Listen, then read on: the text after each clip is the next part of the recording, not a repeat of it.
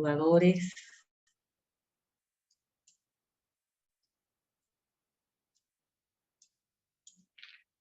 Bueno, me pidió el contador Aramayo, que es el que me acompaña hoy, que está un poquito retrasado, pero que ya entra. Mientras tanto, nosotros comencemos. En el día de hoy, vamos a ver lo que es el E13, que lo que ustedes aquí se tienen que tratar de imaginar es que estamos como en una partecita del balance. Por un lado, vamos a ver qué es lo que pasa en el caso 1, que es la distribución de las utilidades. ¿Qué pasa allí? O sea, no se termina con solo distribuir y retener el 7%, sino que tenemos que ver ciertos límites, si se cumplen o no se cumplen. Y el caso 2, básicamente, es como que hago un recorrido del balance y voy viendo si corresponde a hacer ajustes o no. Y esa es la parte más importante. Y si nos lleva a retener un 7%, ¿cómo pasa? O sea, una vez que cubro esos límites, ¿cómo paso a la disposición de fondos de terceros?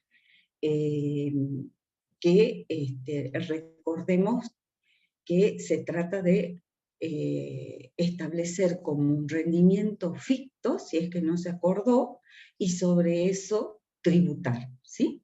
Y aquí también vamos a repasar un poco los ítems de lo que sería la retención del 7% sobre los dividendos fictos. Así que, si bien es un tema bastante interesante como para debatirlo y aprenderlo, o sea, es bastante dificultoso por ahí, es uno de los temas más interesantes de lo que es tercera categoría. Es importante fijar las pautas y los tiempos. Vamos a ir viendo cómo, hasta que se consume el dividendo, cómo pasa a ser una disposición de fondos de terceros y cómo de alguna manera el legislador no deja escapar ningún tipo de tributación. Veamos entonces, compartamos un ratito lo que sería el enunciado. Espérenme un segundito. Y después vamos a ir a lo que sería el ejercicio. Bueno, esto está de acuerdo a la última modificación que hemos tenido, que es de antes de ayer. Así que ahí tenemos un errorcito. Creo que ustedes tienen 658, me parece, ¿sí? Ahí justo está pintado con amarillo, por favor modifíquenlo, es 5.558.562.050. Es la utilidad contable del ejercicio, ¿sí? Modifíquenlo, por favor, yo ya después se los voy a subir correctamente a la plataforma. Bueno, comencemos con el caso 1. Se trata de un tratamiento. ¿Me confirman, por favor, si están viendo la pantalla? Sí se ve, profesora. Sí se ve, profesora. Muchísimas gracias, muchísimas gracias. Tenemos acá, el caso 1 se trata de tratamientos de las utilidades de ejercicios comerciales iniciados a partir del 1 del 2018, ¿sí? Cuando se produce la primera gran modificación. Ahora vamos a ver que la de antes de ayer también es una modificación importante. Bueno, ¿qué es lo que se nos pide básicamente con esto, sí? que veamos, de acuerdo a, una vez que yo terminé de hacer todos los ajustes, vamos a ver ahí que hay una serie de ajustes, ¿qué pasa con la distribución de dividendos? O sea, yo me tengo que situar, ya llegué, digamos, a la utilidad impositiva, determiné el impuesto, pero a su vez hice distribución de utilidades. Ya lo vamos a ver con el cuadrito y ahí lo van a entender un poquito más. ¿Qué es lo que hemos agregado con respecto a los otros años? Lo que no van a encontrar en los trabajos prácticos anteriores es el RECPAM de 30.000, que obviamente ahora ya se aplica, y aquí tenemos una utilidad que va desde el 1 de enero del 2021 y finaliza el 31 del 12 del 21. Ahí también nos ubiquemos y que se trata del primer ejercicio comercial. Entonces leamos el encabezado. BJSA proporciona a usted los siguientes datos respecto de su primer ejercicio comercial con la finalidad de que determine, y ahí es lo que se nos pide, el tributo, o sea, el impuesto a las ganancias, y analice si corresponde la aplicación del artículo 74 de la Ley de Impuesto a las Ganancias sobre las utilidades acumuladas en el cierre del mismo. Recordemos que el 74, vamos un segundito al 74,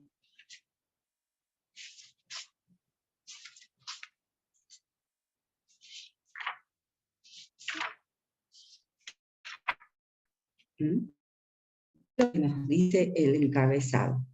Las presentes disposiciones no resultan de aplicación para los dividendos y utilidades atribuibles a las ganancias devengadas en los ejercicios fiscales que se destinen a partir del 1 de enero del 2018. O sea, que a medida que pasan los años y las sociedades hacen la distribución de sus utilidades, este artículo 74 es como que queda sin aplicación, pero en ningún momento se derogó. ¿Por qué? Porque puede haber sociedades que no hayan distribuido utilidades durante el 2017, durante el 2016, y recuerden que esas sociedades tributan al 35% y no tributan sobre la distribución de dividendos. Aquí, como tenemos ese inicio de en el 2021, es como que ya sabemos que el artículo 74 no lo vamos a aplicar, ¿ok? Eso es lo más importante a tener en cuenta. Leamos los ajustes impositivos. Montos consignados son a valores históricos, o sea, lo que nosotros siempre nos pide el impuesto a las ganancias es que trabajemos con importes históricos y en el sentido de que tengo que restar el RECPAM y después voy a trabajar con los importes históricos, salvo que tengamos alguno que se encuentre afectado con el artículo 93. Y obviamente a veces vamos a tener lo que se denomina actualmente el ajuste por inflación impositiva. Bueno, voy a compartir la solución. ¿Sí? Un segundito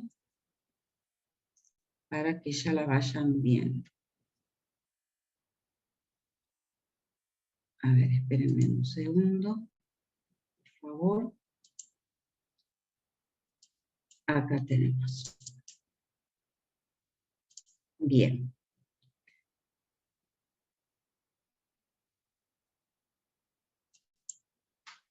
Esto es lo que hablábamos recién.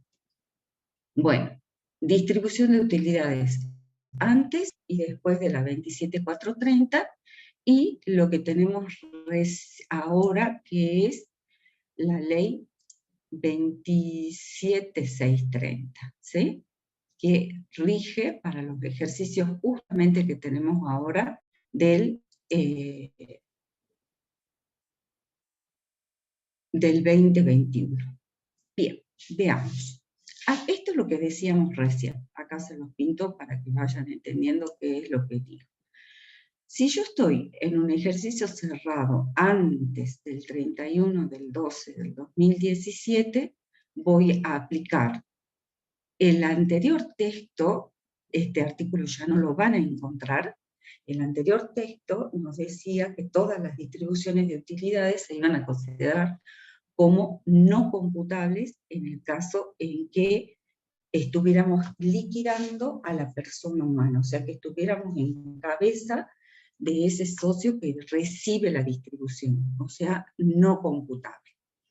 Y se iba a aplicar el artículo 74, donde se hacía todo un cálculo sobre lo que se denominaba el impuesto de igualación, si es que estoy en ejercicios anteriores al 1/1/2018. Pasa el tiempo y pasa acá el 2018, el 2019, el 2020, llego al 31/12/2020, y es un poco lo que vamos a ver a través de este ejercicio, que tributa el 30% y hace una distribución de utilidades, o sea, la sociedad, tributa al 30% según el artículo 73 de la ley, y realiza distribución de utilidades, y cada socio va a tributar un 7%.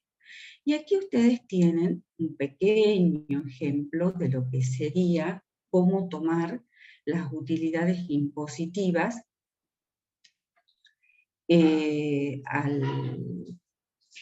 tienen las tasas del impuesto a las ganancias en un 30%, llegamos a la utilidad impositiva, y luego paga un impuesto del 34.500 cuando se le aplica el 30%, y luego quedan esos 80.000. Si suponemos que hay dos accionistas, y cada uno suscribió acciones por el 50%, sabemos que la distribución de esos dividendos es de 42.250 y 40.250, o sea, sobre los 80.500, una vez que se hizo la distribución de utilidades. Y se paga sobre esa distribución de utilidades un 7% de cada uno, que recordemos que en realidad es la sociedad, aquella que paga el dividendo, la que debe hacer aplicar el 7% como retención de pago único y definitivo. Si es que el accionista no está inscripto en el impuesto a las ganancias, si no, entra en toda esa determinación que se hace del impuesto a las ganancias, y recordemos que aquí estamos hablando de ese 7%, ¿bajo qué impuesto se da? ¿Sobre el impuesto cedular o impuesto general del artículo 94? ¿Alguien me puede decir, por favor? Así no se me duermen con el frío.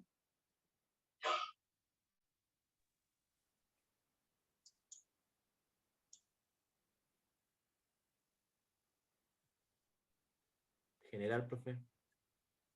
¿Cómo? General, el ejercicio general. En realidad es con impuesto cedular, ¿sí? Recuerde, el 7% es con impuesto cedular, ¿ok? Sí, sí, Pero sí. ¿por qué es importante igual tenerlo en cuenta? Porque cuando voy al cuadro de justificaciones, lo necesito como una justificación a qué importe, a los 40.250. Supongamos que estoy haciendo la declaración de ganancias de accionistas, necesito poner esa distribución de utilidades como un impuesto cedular para el cuadro de justificaciones patrimoniales. ¿Se acuerdan? Pero eso para que lo tengan en cuenta. ¿Y qué es lo importante aquí que tienen en este cuadro pintado así como en un rosadito? Que fíjense que la sociedad tributó un 30% en realidad, si yo me fijo qué importe representa esta sobre las utilidades, esto tributó el 5%, y lo que siempre les decimos, que en definitiva, entre la sociedad y el accionista, se terminó aportando un 35%. Es lo que decimos que aquí, ¿qué se hizo? Que una vez que se restó el impuesto del 30%, recién se distribuyó, ¿ok? Pero si se aplica una tasa un poco más alta, en vez del 5 o del 7, se termina tributando el 35%. Pero ¿qué pasó antes de ayer? Todavía falta que se reglamente, pero queríamos que medianamente lo empiecen a tener en cuenta. Que a partir de aquellos ejercicios que cerraron al 31 del 12 del 2021, o sea, dentro de bastante poco, y vamos a tener que empezar a tener en cuenta, va a estar vigente esta ley nueva, 27.630. Que ya no va a aplicar una tasa proporcional del 30%, o sea, nuestro artículo 73, que es de sociedades, se modifica totalmente a través de una escala progresiva. Si quieren, lo ponemos un poquito más a esta altura, para que se entienda un poco el reemplazo.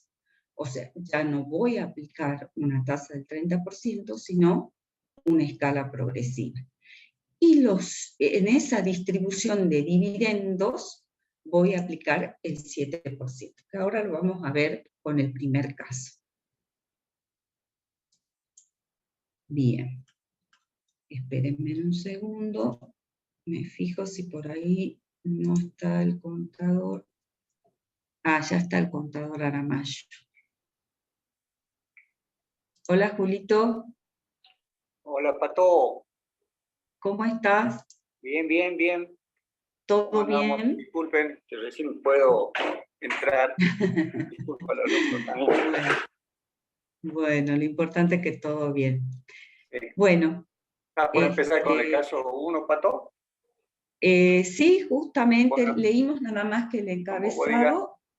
Y si querés ver los primeros dos ajustes, bueno, los primeros dos, y después seguimos, ¿ok? ¿Listo? Dale.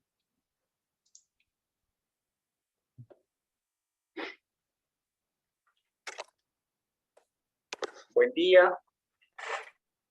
Bueno, creo que logré escuchar un poquito la introducción que le hizo la contadora. Vamos a ver hoy dos casos. En el caso de lo que ustedes ya vienen, creo, viendo del tema de los balances impositivos. En este caso, vamos a analizar el tratamiento de una sociedad anónima que proporciona a usted, dice, estoy leyendo el planteo, los siguientes datos respecto de su primer ejercicio comercial con la finalidad de que determine el tributo y analice si corresponde la aplicación del artículo 74 de la Ley de Impuesto a las Ganancias sobre las utilidades acumuladas al cierre del mismo.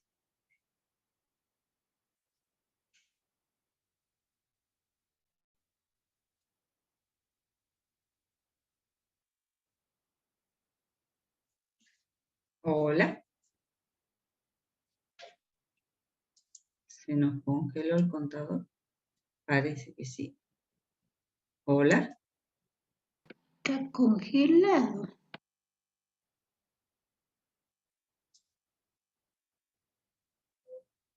No está pudiendo conectarse, me parece. Quedó desconectado. Sí. Bueno, no importa. Siga. Veamos aquí entonces, nosotros habíamos dicho en la primera parte que teníamos el punto 1.1, que era el RECPAM, y el punto 1.2, impuestos a las ganancias. Veamos cómo va quedando nuestra solución. Tenemos lo que les habíamos pedido que por favor corrijan. Como siempre, estamos con el balance, ¿sí? Recuerden, estamos con el balance, entonces ya tenemos que saber que son ajustes en menos, ajustes en más. Siempre nos ubiquemos ahí, por favor, ¿sí? Y recuerden que, bueno, cuando se produce la distribución de utilidades, a veces lo llevamos a la persona humana para que tengan una idea cómo a su vez se liquida a esa persona humana. Entonces, lo que hacemos siempre, ¿sí? Es necesario, para transformar los resultados a valores históricos, ese RECPAN en 30.000, ¿sí? Subtotal del resultado histórico después del impuesto. Fíjense que ahí, como es positivo, me da los 5.558.000, y lo que siempre hago es tener en cuenta el impuesto a las ganancias, porque como no lo puedo deducir, ¿ok?, llego a una utilidad impositiva a la cual le voy a comenzar a realizar los otros tipos de ajuste, los 5.741.250. Bien, entonces ahí,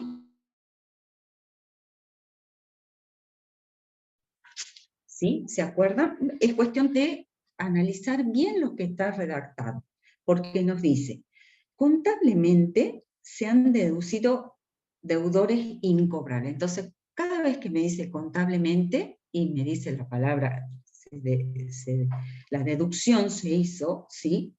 Se han deducido deudores incobrables por 20.000 pesos. O sea, que lo que significa que de lo que yo partí de esta utilidad contable, de los 5.558.000, ya resté 20.000, ¿ok? Lo que tengo que ver es si impositivamente está admitido o no. Impositivamente se ha optado por el sistema de cargo directo, que la verdad que en la realidad es lo que se hace, por eso no los torturamos tanto con el tema de la previsión, que si alcanzó la previsión, que si no alcanzó, etcétera, etcétera. Cargo directo al resultado del ejercicio, y me dice a continuación, y no se han verificado las condiciones normativas del impuesto a las ganancias para efectuar tal deducción. O sea, hay algún requisito que no se cumplió y por lo tanto, supongan ser la comunicación fehaciente al deudor. Entonces, por lo tanto, no estoy en condiciones de considerar los restados en el impuesto a las ganancias y lo tengo que sumar, ¿ok? Que es lo que venimos haciendo siempre para que ustedes se ubiquen más que nada cómo viene todo este tratamiento. Después tenemos esa figura impositiva. Obviamente que el devengado exigible no lo voy a tener en la contabilidad. Esa es otra cosa que siempre debo diferenciar. Como puede ser un interés presunto, o sea, la contabilidad no se basa en presunciones, la contabilidad se basa en hechos reales, pero en la parte tributaria permanentemente tenemos presunciones para justamente cubrir algunos baches y que se cumplan ciertas situaciones que en la realidad se dan, como puede ser un préstamo, por ejemplo, y no haber considerado los intereses contablemente porque nunca los cobré y nunca me ingresaron físicamente en la caja. Pero si yo presto dinero a un socio, sí o sí, yo sociedad presto dinero a un socio, sí o sí, en esta parte, en tercera categoría, no hay opción, se genera el interés. Ya lo vamos a ver, de todos modos, de vuelta lo vamos a repasar. En el 2.2 me dice, devengado exigible, contablemente se ha reconocido la utilidad en función de su devengamiento. Impositivamente se utiliza el método del devengado exigible. De la utilidad contable devengada, 50.000 pesos corresponden a las utilidades incluidas en créditos exigibles en el ejercicio siguiente. ¿Se acuerdan cómo funcionaba el devengado exigible? Que yo la utilidad la puedo trasladar a ejercicios futuros, ¿sí? Y una vez que opto por esa opción, la tengo que mantener por 5 años, y podría ser por mercaderías, por bienes de uso. Entonces, como tengo ese beneficio y lo estoy aplicando, ¿qué voy a hacer? Le voy a restar esos 50.000. Entonces, sigo ajustando esa utilidad contable. En el punto 2.3 me dice que tengo bienes de cambio y la evaluación contable es de 350.000 y la evaluación impositiva de 405.000. ¿Recuerdan lo que decíamos siempre? Que el legislador le da bastante énfasis, inclusive acuérdense los artículos que teníamos para poder evaluar esa mercadería al final, que siempre nos llevaba de alguna manera a considerar el mayor valor de esa evaluación de la mercadería. Y siempre, cada vez que tenemos una mayor existencia final, fíjense que es mayor a la contable, nos va a generar una mayor utilidad, que son los 55.000. Y recuerden que si no, ustedes tienen la opción, yo se los voy a poner en rojo, de sumar, perdón, 405.000, los 405.000 y restar los 350.000, ¿sí? Yo enseguida los borro porque si no me va a alterar, ¿sí? O hago, quiero ponérselos en rojo para que les quede distinto. A ver, un segundito. Ahí está. Puedo hacer esto y en definitiva ahí me están quedando los 55.000, ¿sí? Si ustedes se marean, ¿qué hago? Anulo el contable y pongo el impositivo, ¿ok? Pero lo otro que yo siempre tengo que tener en cuenta, que una mayor evaluación de mi existencia final impositiva siempre me va a llevar a un mayor resultado. Por cuestiones de tiempo no vamos a hacer la formulita, pero recuerden de que lo habíamos visto, ¿sí? Bien, veamos qué pasa en el punto 2.4. Bienes de uso muebles. Las amortizaciones impositivas superan a las contables en 40.000. Puede ser justamente por ese sistema de actualización del 93 y que puede ser que en el contable estemos utilizando otra forma, ¿sí? Entonces, como no tengo 40.000 pesos restados allá arriba en el contable, voy a restar ahora los 40.000 y las voy a ajustar impositivamente. Luego tenemos un tema interesante que son los gastos de organización, que el total de gastos son 200.000. Contablemente yo opté por deducir únicamente el 20% anual. Impositivamente se optó por efectuar el 100% al ejercicio 2020. Y recuerden que por aplicación del 91, inciso C, yo puedo restar el 100%. Entonces, contablemente arriba yo ya tengo restado los 40.000. Y impositivamente puedo hacer directamente la diferencia o, como decíamos recién, puedo restar los 200.000 aquí y anular los 40.000 contables. Puedo hacer esto y, como pueden ver, me vuelve a quedar los 160.000. Ahí lo tienen en rojo para que vean la diferencia, ¿sí? ¿Ok? Pero siempre tengo que ir haciendo ese razonamiento. Pensar contablemente cómo se hizo allá arriba y en función de eso ajusto la parte impositiva. Bien. Y luego fíjense, tenemos el punto 3, donde nos dice que esta sociedad BJSA, que es la que veíamos en el enunciado, tiene a su vez como un accionista más otra sociedad que es la AASA.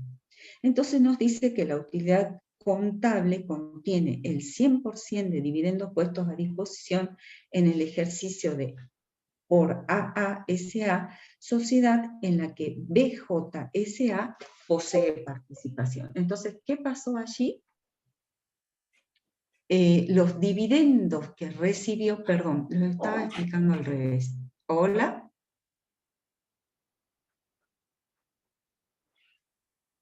Hola. Me parece que... Julito, se te escucha cortado. Estoy muy mal con internet. Te sigo, dale. ¿A dónde estás? Sí, estoy terminando esta partecita de los dividendos. Bueno. Volvamos a leerlo, a ver. En otros datos, por favor. La utilidad contable contiene 100.000 de dividendos. La utilidad contable, la tengo allá arriba de los 5.500.000, contiene 100.000 pesos de dividendos puestos a disposición por el ejercicio de AASA, sociedad en la que BJSA posee participación. Perdón, lo estaba diciendo al revés, ¿no? ¿Ok? BJSA aportó, suscribió acciones de AASA, ¿ok? Entonces, como ya va a tributar AASA sobre esos dividendos, ¿qué hago? Los saco de los 100.000, ¿ok? Si no quedó claro, me avisan, lo volvemos a ver. Entonces llego a lo que yo llegaba con los anteriores trabajos prácticos, o sea, tengo columna 1, los 350.000, y columna 2, los 5.800.000, o sea, ya sumé ambas columnas.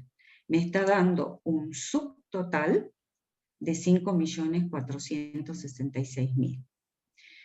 No hay honorarios a directores. No sé si querés seguir con esta parte, Julito, si tenés buena conexión.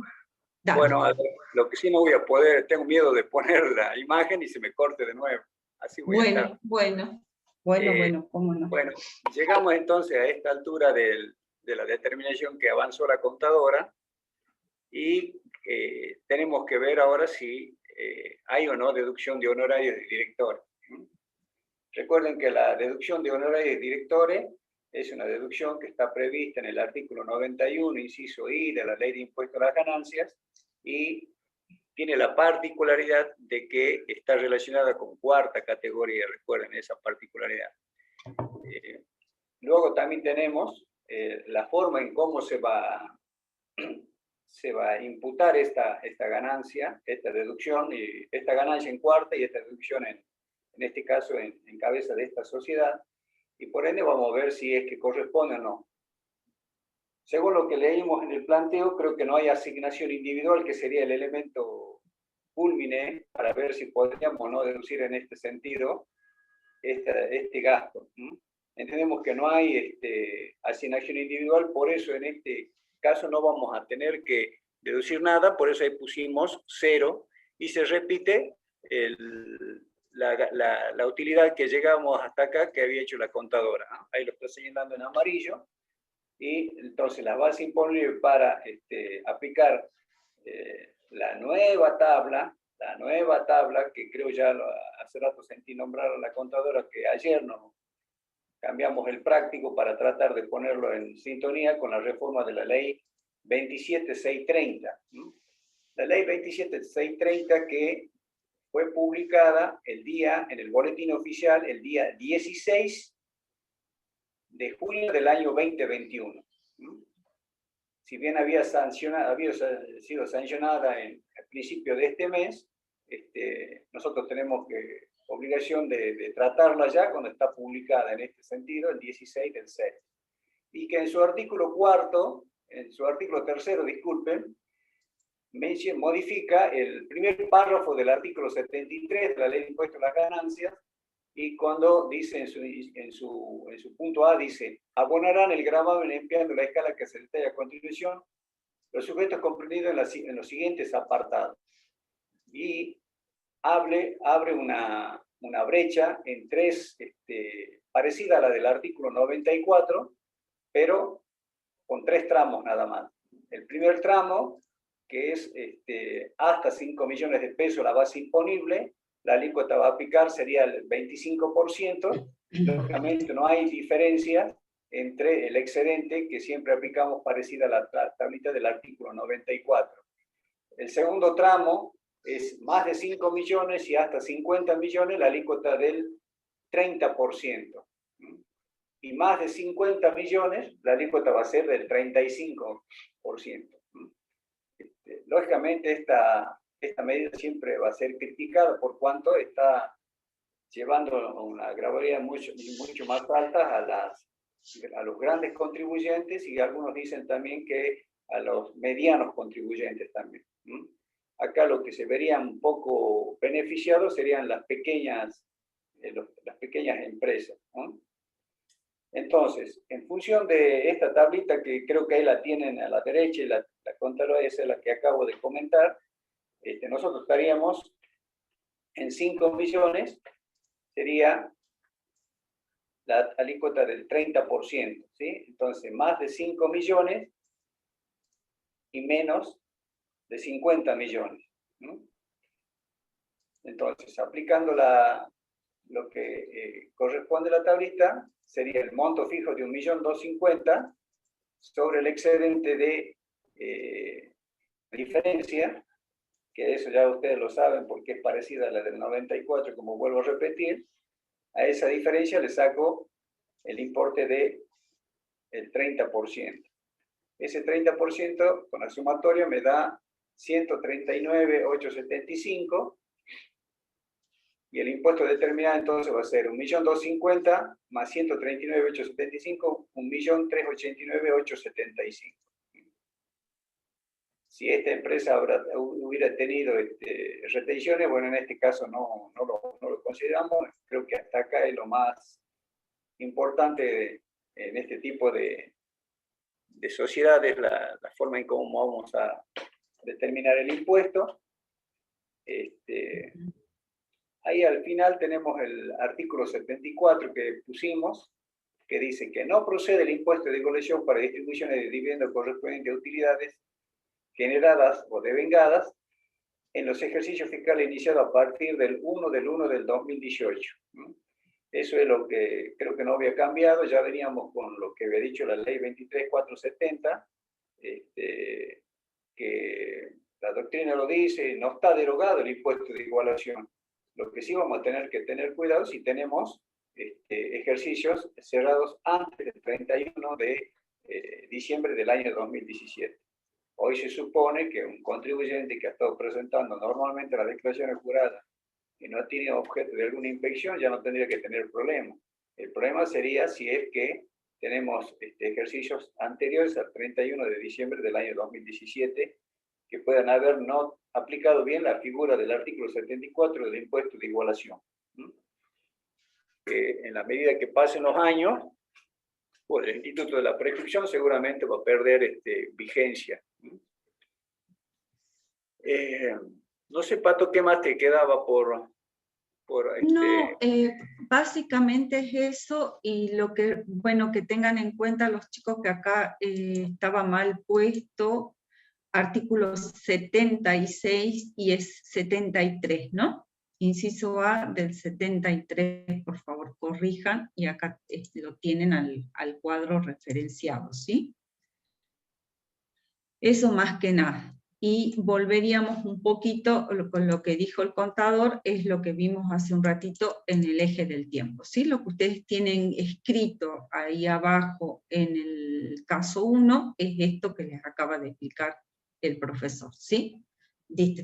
La única que aporta hasta el 31 del 12 del 2017 es la sociedad al 35% y los socios o los accionistas no aportables. Eso es lo que nos establece el 74. Entonces, como siempre, a través de la ley de impuesto a las ganancias me tengo que estar ubicando en qué parte en qué periodo, digamos, estoy, para ver cómo voy a distribuir, ¿ok? Bueno, si les parece, pasamos al otro ejercicio que es un poquito más complicado, en el sentido de que se nos suma, o sea, no solo lo que es la distribución de utilidades, sino que también se nos suma esa figura, ese instituto, que es la disposición de fondos o bienes a favor de tercero, y volver a analizar y y reforzar lo que son los dividendos fictos. Vamos entonces al caso 2. La sociedad OneSecond S.A., fecha de cierre del ejercicio comercial 31 de diciembre, el objeto social servicio de mantenimiento del automotor, financiera e industrial, y tiene 2 accionistas. Y vamos a ir viendo durante el 2021 qué pasó con esos 2 accionistas y con algunos otros tipos de situaciones que tenemos que ajustar en ese balance. En más, ¿no es cierto?, en columna de la derecha, en menos de la columna de la izquierda. Y si van al final del trabajo práctico, ¿qué es lo que se nos pide aquí? Que abramos nuestro balance, pidamos la documentación como contadores y pidamos analizar toda la documentación, o sea, pidamos toda la documentación para analizar el rubro créditos y determinar si corresponde o no realizar conforme a las normas legales del impuesto a las ganancias para confeccionar la declaración jurada del periodo fiscal 2021. Analizar el tratamiento a dispensar a los retiros efectuados por los socios, y aquí está el punto más importante. ¿Por qué? Porque el socio puede cumplir la función de socio administrador, y por lo tanto puede ser que en este caso, más que socio, es accionista, ¿ok? Porque estamos en la SA. Siempre traten de diferenciar bien. Cada vez que hablen de una SA, hablen de accionistas. Acá ya lo voy a corregir también en el TP, para que seamos coherentes con lo que le estamos diciendo.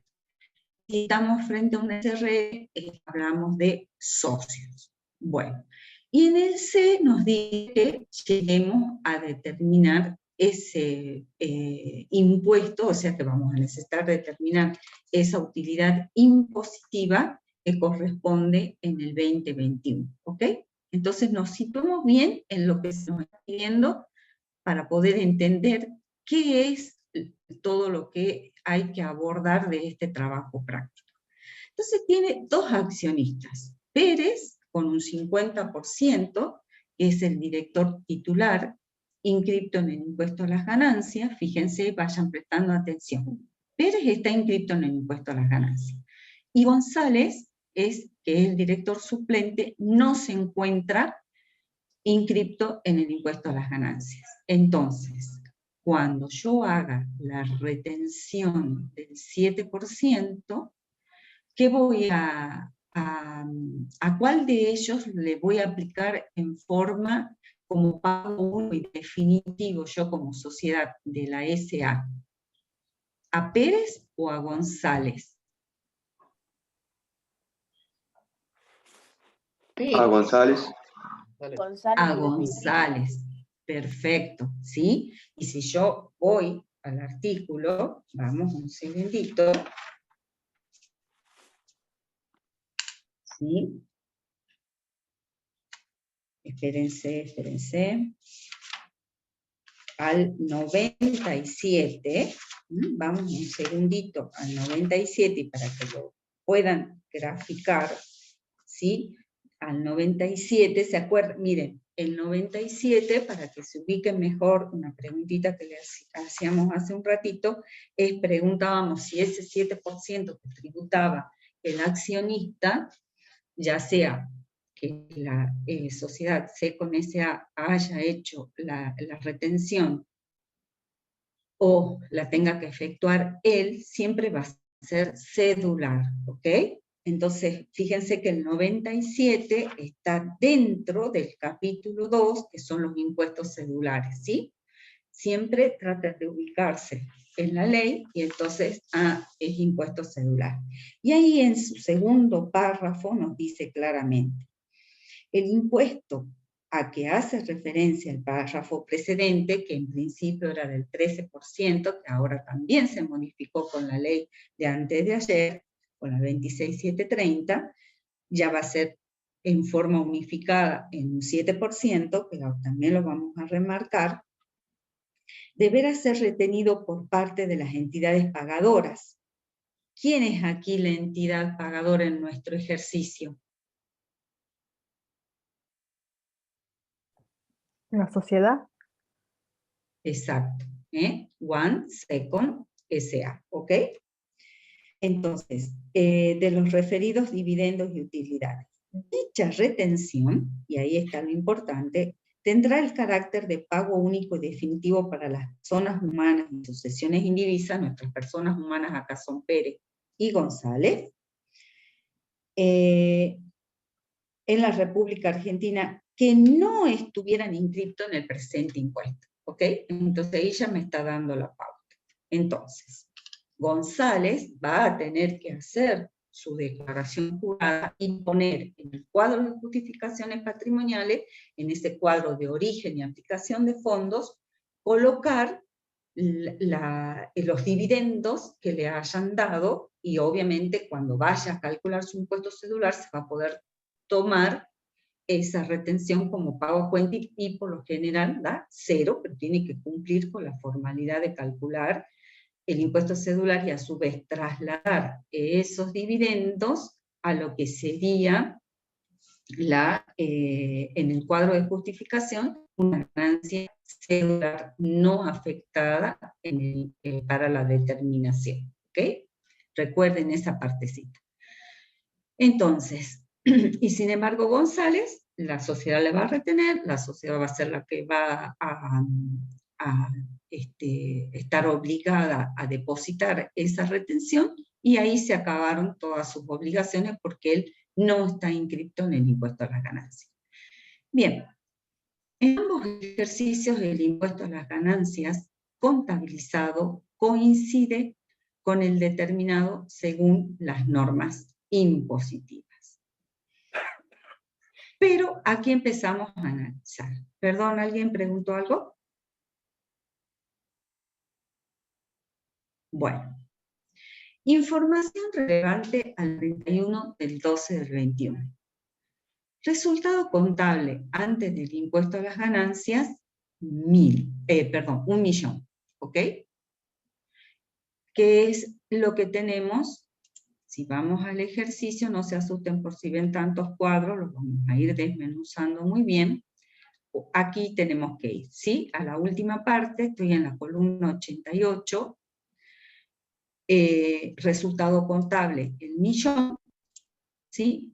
Y aquí ya hemos ido haciendo algunos ajustes impositivos por 100.000 pesos, que puede ser, por ejemplo, ajuste por todos los ajustes que vimos recién, por ejemplo, puede ser por un devengado exigible, por una diferencia en la amortización, por deudores incobrables, todos esos tipos de ajustes que vimos recién nos llevan a un ajuste de 100.000. Numéricamente está dado, digamos, en forma general, pero es para que se vayan ubicando. Pero cuando, y ahí me dice claramente, excepto por el rubro créditos. Entonces, cuando voy a los ajustes de créditos, ahí vemos otra situación. Me dice, cuentas que componen el rubro créditos y se indican a continuación. Entonces comenzamos. Vemos el primero y le paso el mando al contador Aramayo. Préstamos a tercero. Acuérdense, y aquí siempre tienen que diferenciar cómo veíamos nosotros los préstamos a tercero cuando estábamos frente a la persona humana. ¿Sí? Si vamos al artículo, un segundito, que estaba dentro de segunda categoría,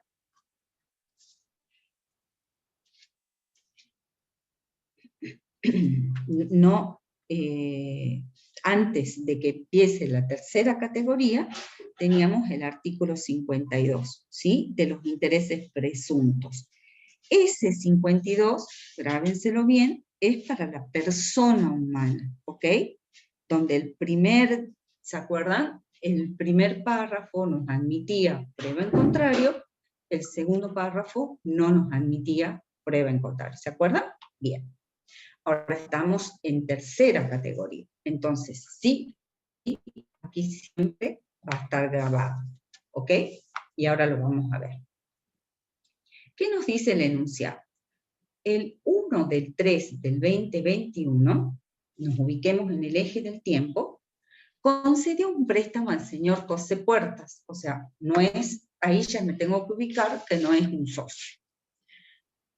Y aunque fuera un socio, es otra persona totalmente independiente. ¿Se acuerdan cuando veíamos el primer párrafo que puede admitir prueba en contrario y que a su vez nos permitía todo el mecanismo de que si se trataba de una persona cercana, de parentesco, había mientras yo cumplía cierto circuito y ciertas formalidades, estaba admitido ese préstamo sin necesidad de yo tener el mutuo, tener el contrato y decir, no, yo a mi papá le presté, yo a mi esposo le presté, ¿ok? Aquí no, acá está la sociedad, que es una persona, y son o los socios, como lo vamos a ver en los otros puntos, o en este caso como José Puertas, que la sociedad decidió prestarle, pero a cambio de no recibir un interés. En cambio aquí, sí o sí tengo que considerar el interés presunto. Entonces,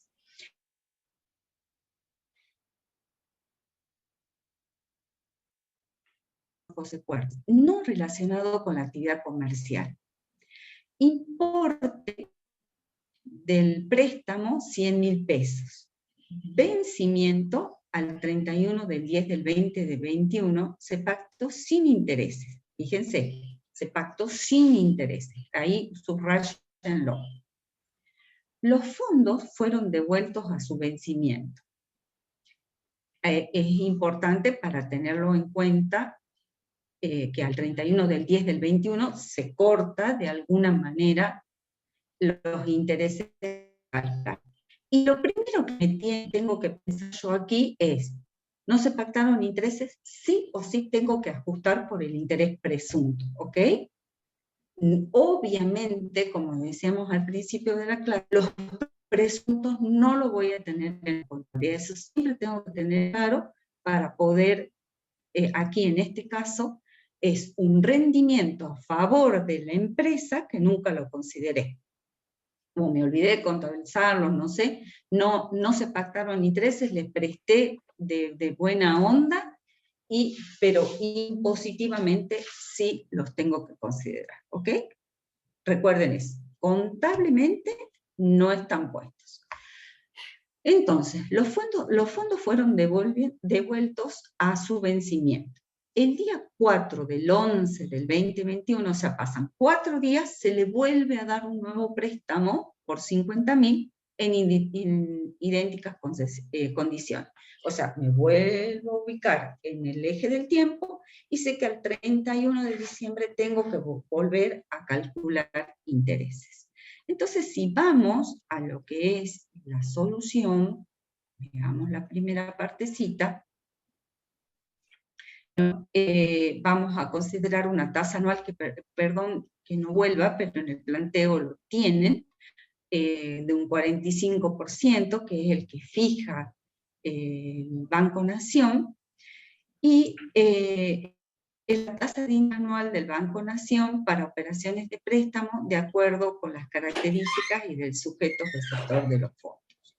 Entonces, tenemos nuestros primeros 100.000 pesos, como les venimos diciendo desde el principio de año, hemos dejado todo en Excel, así que ustedes, si se pierden en los cálculos, entran y pueden ver tranquilamente los cálculos. Fíjense, tenemos la tasa del 45%, ¿qué hago? La divido por días, y si yo calculo la fecha de devolución menos la fecha de que se inició el préstamo, que es el 1/3, que siempre tratamos que dentro de todo sean cálculos enteros, me da un coeficiente, un interés del 30,08. O sea que tengo unos intereses por disposición de fondos, acá estoy analizando el rubro créditos y me doy con que al señor José Puertas figura con que se le prestó dinero y nunca se calcularon los intereses. Entonces, al momento de la devolución, como bien lo dice el 76, hasta el momento de la devolución yo tengo que calcular los 30.082. Pero vuelvo a prestarle dinero, vuelvo a prestarle 50.000. Y que no hay devolución al cierre, ¿ok? Vuelvo a hacer los mismos cálculos, divido por 12, fíjense que la tasa diaria se está manteniendo allí. Si yo hago el cálculo de los días transcurridos, fíjense que acá arriba la tienen a la fórmula. F13 por H13 menos G13. Nos da un 7,03. O sea que tengo 3.000 pesos. Por lo tanto, el total de intereses presuntos por préstamos a tercero es de 33.595. Según el artículo 169, ¿sí?, con la reforma cesan los intereses ante cada devolución. Eso es lo que venimos recalcando. O sea, se devuelve al 31 del 10, cesa la devolución. Aunque en el mismo ejercicio inmediato siguiente haya nuevas disposiciones de fondos, que es lo que justamente hemos hecho en este ejercicio para que les queden claro. Entonces, sí o sí, hasta el 31 del 10, aunque después, 4 días después, se le vuelva a prestar dinero, vuelvo a arrancar con el cálculo de los intereses. Y voy a estar en condiciones de trasladar esos 33.595,89 de rendimientos fictos, ¿sí?, aquí. Vamos a ver todos los ajustes y después los vamos a trasladar en un solo importe. Y ustedes lo tienen referenciado con la letra C. Préstamos a terceros, los 33.595. O sea, esos intereses presuntos que no están contablemente, ya sé que los tengo que sumar por los 33.595. No sé si querés seguir, Julito, con el otro punto, con los aportes irrevocables. Hemos terminado con préstamos de tercero. Préstamos a tercero, perdón. Julito, ¿me estará escuchando o se no? Me parece que voy a tener que seguir yo. A ver, me fijo, sí se le corta, nomás me acaba de avisar Julio. Bueno, no importa. Sigo yo. Lo que sí no estaba viendo el chat, no sé, si no, abran los micrófonos si necesitan alguna aclaración, por favor, ¿sí? Bien, sigo analizando el rubro créditos y me doy con que hay aportes irrevocables no concretados. Y entonces me cuestiono como auditora si realmente serán aportes irrevocables o no, ¿ok? Entonces comienzo a ver lo que está redactado. Me dice, en el punto 2 del planteo, voy allí, me dice aportes irrevocables a XXSA, en la que OneSecond SA no posee participación alguna, o sea, yo pido el estatuto de XSA y me doy con que OneSecond SA no es accionista, y dichos aportes no han sido capitalizados. Entonces, ¿hasta qué punto, si no han sido capitalizados, es un aporte irrevocable? En realidad es un crédito más. En el mes de mayo del 2022, dichos aportes son devueltos a su valor nominal. Entonces, con más razón, si esos aportes se realizaron y después se devuelven, en ningún momento fueron aportes irrevocables.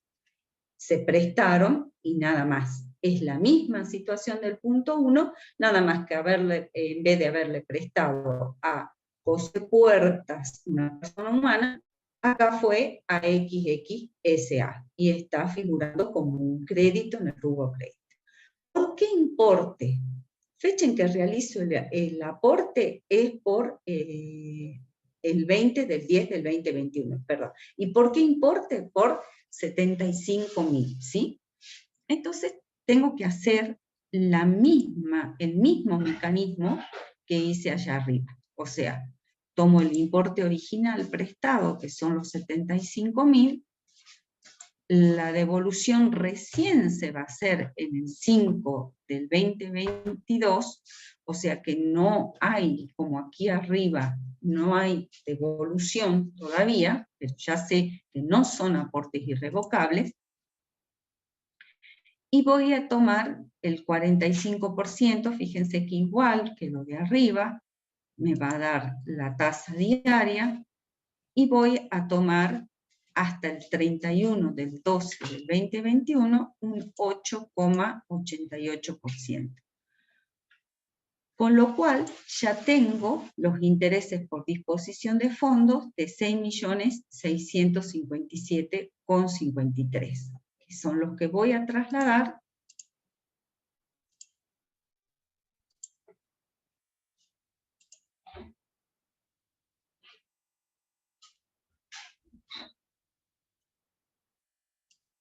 al punto 2 como un ajuste positivo. ¿Qué es lo importante o cuál es la diferencia entre el punto 1 y el punto 2? Que en el punto 1 claramente tengo un préstamo, préstamos a terceros. En cambio, en el punto 2, de alguna manera lo tengo bajo el título aportes irrevocables, pero cuando pido la documentación, en ningún momento Juan C. con S.A. es accionista, y veo después que en mayo del 2022, como bien lo dice aquí, se produce la devolución. Si fueran aportes irrevocables, no tendría que haberse producido esa devolución. Entonces, es ni más ni menos un crédito. Y ahí ustedes tienen referencias de dictámenes de la DAL, el 56 del 2004, el 57 del 2004, y tienen un fallo del Tribunal Fiscal de la Nación, Entretenimientos S.A. del 28 del 6 del 2004. Todos tratan este tema. O sea, se trató de darle como un maquillaje de que eran aportes irrevocables, pero cuando se va a analizar toda la documentación, se dan con que no es aporte irrevocable porque el dinero se había devuelto y por lo tanto eran créditos otorgados.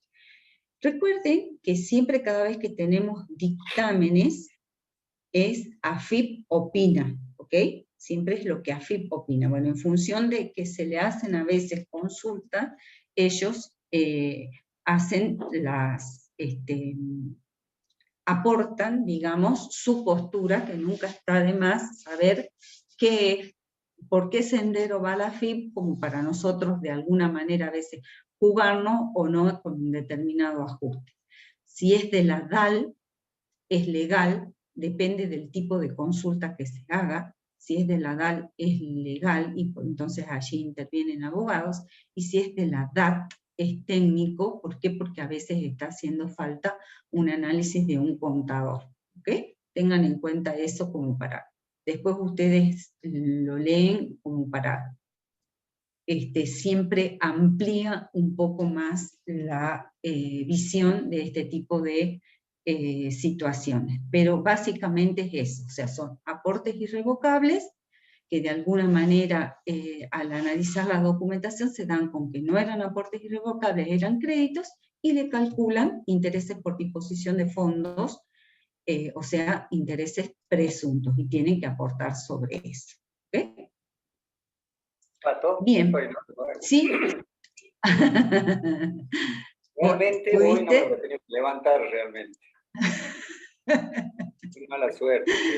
Bueno, que la no sé si querés agregar un poquito. 1 y 2, vamos con el punto 3, que se refiere también a préstamos como el punto 1, pero ¿cuál es la diferencia? Que este préstamo es al personal de la empresa.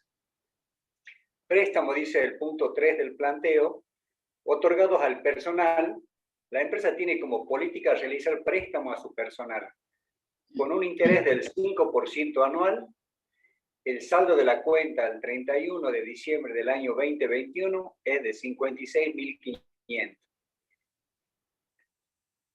Primero, tenemos que analizar si realmente, recuerden que estamos aplicando la figura de disposición y fondo a favor de terceros también acá, creo que ya lo dijo la contadora, y en ese sentido tenemos que ver si esta situación que estamos planteando de los préstamos al personal es un tercero.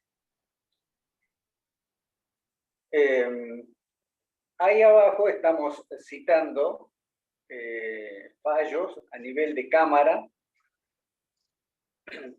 y me voy a permitir comentar el caso de Antolín Fernández S.A. Porque en principio estamos viendo que parece que no hay ningún ajuste. Ahora veamos por qué no hay ningún ajuste. Antolín Fernández es un fallo a nivel de Cámara Nacional en lo contencioso administrativo federal del año 2010, 30 de diciembre del año 2010. Y ahí en esa alzada, o sea que alzada entendemos porque estamos a nivel de Cámara, para explicar qué es lo que debía entenderse por la presunción que prevé el artículo 73, en ese momento, año 2010, tenía la otra numeración. En la ley de impuestos a la ganancia deben concurrir los siguientes requisitos. Ellos hacen una mención a los requisitos que se deben cumplir para que se dé la situación de si se va a aplicar o no la figura de disposición de fondo a favor de terceros. ¿Cuáles eran esas tres situaciones? A, se disponga fondo de bienes a favor de terceros. ¿El empleado es un tercero? Sí, es un tercero. B, que se trate de sujetos comprendidos en el inciso A del artículo 49 de la ley, que es lo de tercera categoría. Yo creo que esta sociedad era perfectamente aplicable, así que hasta ahí no. Y no se trate de operaciones realizadas en interés de la empresa. Acá es donde está el quid de la cuestión. Si estas operaciones que yo estoy efectuándole préstamo a mis empleados es en interés de la empresa o no es interés de la empresa. ¿Qué es lo que se basó este fallo a nivel de Cámara, como vuelvo a repetir? Que uno de los fines perseguidos por la norma presuntiva, recuerden que todo esto estamos hablando de una presunción, es crear una presunción para ser aplicada sobre un tipo específico de préstamos. Aquellos, por ejemplo, en los casos anteriores hemos visto, entregados por las sociedades o sus accionistas con tasas de interés inferiores a las legales y con la finalidad de canalizar fondos hacia estos segundos sin recurrir a la distribución de utilidades. Es el caso que habíamos visto anteriormente con la contadora.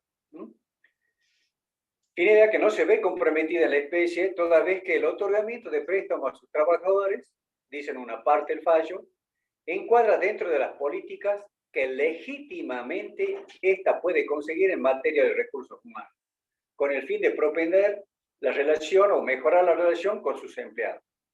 Es lógico.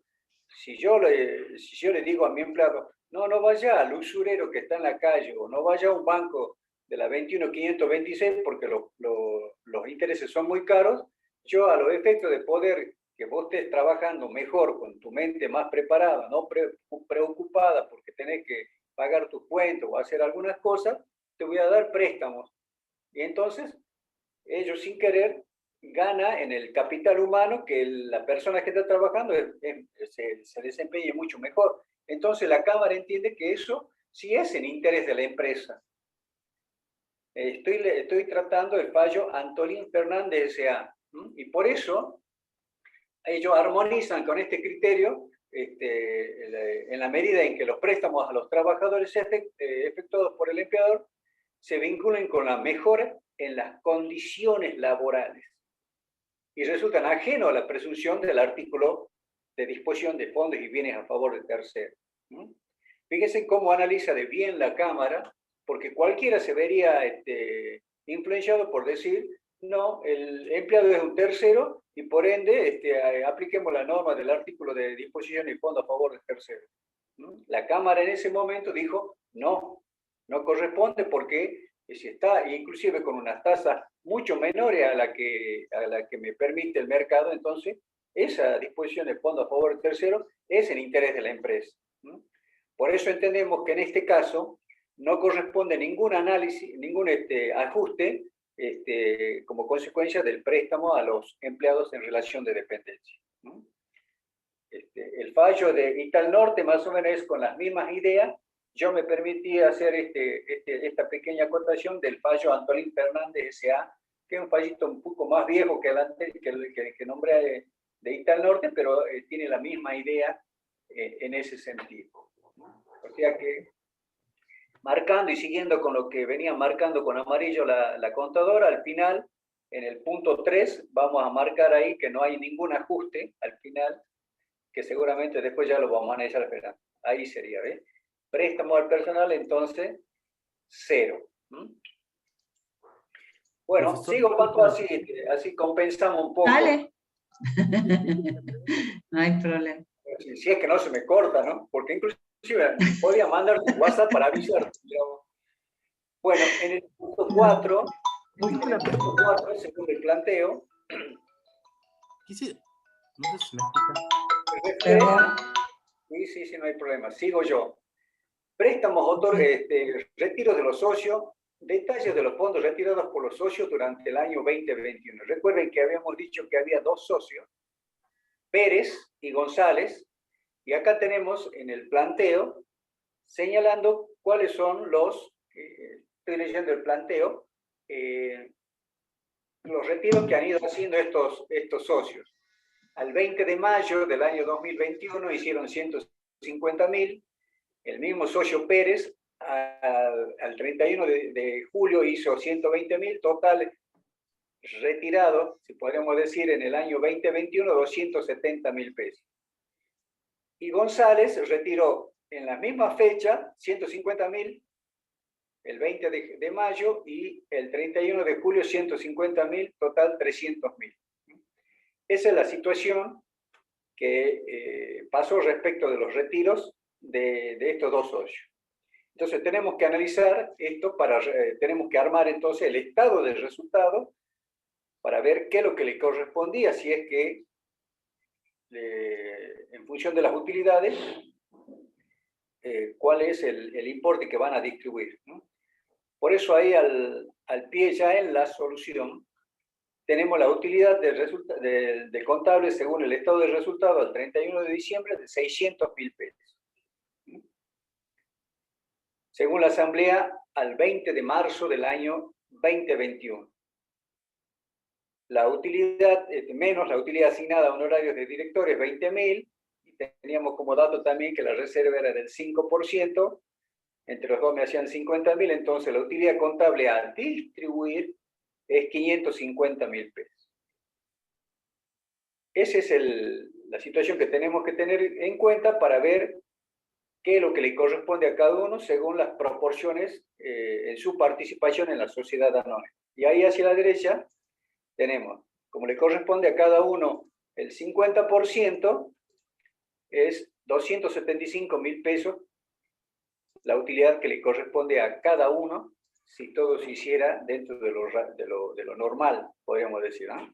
Ellos podrían tener, como respecto a la utilidad, como máximo 275.000 pesos. Bueno, ¿eso qué significa? Y ya yendo ya a la solución del cómo tenemos que analizar si esta situación, fíjense en cómo vamos a analizar. Vamos a analizar primero en cabeza de un socio y después vamos a analizar en cabeza del otro socio, en este caso del director Pérez. Lógicamente, todos tenían potencialmente la posibilidad al inicio del ejercicio de retirar, en función de sus utilidades, 275.000 pesos, ¿no? Entonces, ¿qué pasó con Pérez? El 20 de mayo, él retira 150.000 pesos. Con respecto al saldo de las utilidades, le restamos los 275, me quedó 125.000 pesos. Resulta que en julio vuelve a sacar otro importe, el socio Pérez, 120.000, y eso me da que me queda un saldo del que yo no he retirado, si se puede llamar así, de 5.000 pesos. Fíjense ahí, está en negrita los 270.000 pesos y me quedó 5.000 pesos que no me quedó como un saldo de las utilidades que realmente me corresponde. En función de lo que prevé el análisis del artículo 50, segundo párrafo de la ley, entendemos que esos 150.000 pesos que retiró y los 120.000 pesos que retiró Pérez en mayo y en julio tienen el tratamiento de un dividendo ficto, ¿sí? Es dividendo ficto y no disposición de fondos, ¿sí? ¿Por qué es dividendo ficto y no disposición de fondos? Y porque potencialmente, primero debemos analizarlo de esa manera. Si es un socio de esta sociedad y retiró plata a cuenta, es un potencial sujeto que va a percibir dividendos, si bien no están aprobados por asamblea. Pero eso van a ser dividendos en el peor de los casos. Falta la parte formal que prevé la ley 19.550 de su aprobación por asamblea. Entonces, ¿qué hizo la ley de impuesto a las ganancias? No, señor, usted me está sacando plata de la sociedad como dividendo, ve como para su bolsillo, si vale la expresión, pero yo tengo, si usted es socio, ese es un potencial dividendo. Entonces, para mí es un dividendo ficto, que fue la modificación que se hizo, la 27430. Entonces, si usted es un potencial sujeto que va a recibir dividendos, entonces yo tengo que actuar como agente de retención. Yo, sociedad. La retención en este caso siempre va a ser el 7%, que en este caso para los 150.000 van a ser 10.500, o sea que va a terminar, la diferencia serían los 139, los retiros netos que va a tener. Y lo mismo pasaría con los 120.000 pesos que ha retirado en julio. El 7%, 8.400 pesos. ¿Cuál es la particularidad de esta retención? Y creo que lo dijo la contadora, y si no, lo repito, disculpen. Si Pérez es sujeto pasivo del impuesto por otra situación y Pérez, no, en este caso, está inscrito en la actividad, esto va a ser un pago a cuenta. Y si no está inscrito, va a ser el pago único y definitivo. Así, algo parecido a los beneficiarios del exterior. Lo único que estamos diciendo ahí es los retiros netos que van a tener después de esa deducción. Recuerden, lo dejamos planteado ahí, lo único que me quedó pendiente son los 5.000 pesos, esos que no sabemos qué vamos a hacer, que son un saldito que me han quedado de lo que realmente le corresponde como utilidad por ser socio de la sociedad anónima. Ahí está haciendo una pregunta. Profe, disculpe la diferencia entre el dividendo y el dividendo ficto. Es el primero. A ver, si la señorita Pona preguntó eso. No sé si, a ver, la veo la pregunta de nuevo porque se me borró acá la... A ver, Profe, disculpe. La diferencia entre el dividendo y el dividendo ficto es que el primero está... Sí, señor, así es la interpretación que está haciendo. El dividendo ficto es una presunción y el dividendo normal es cuando ya lo hemos tenido aprobado por asamblea y no hay duda que tengo que hacerlo como declaración ya sin ninguna presunción. ¿Está bien su afirmación, Pona? Bueno, no ahora sé si alguien más quería... Disculpa. No sé si alguien más quería, me parece, consultar algo. Ah, no. No, creo bueno, que era Pona pareció. que justo iba a hablar, así que yo la interrumpí. Bien. Bueno, Bien, vamos bien. al otro Bien. socio. Recuerden, permítanme, estaba recalcando cuando me preguntaba la señorita, 5.000 pesos, eso lo dejemos pendiente, ya vamos a ver qué vamos a hacer con esa situación de esos 5.000 pesos. Yendo al accionista González, ahí tenemos que también retiró en las mismas fechas plata.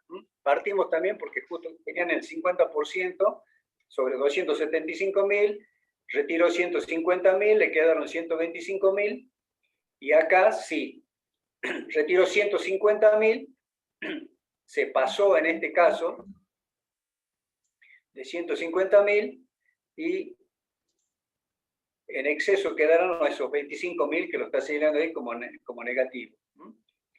Bueno, ¿cuál es el análisis que tenemos que hacer? En el cabeza de González,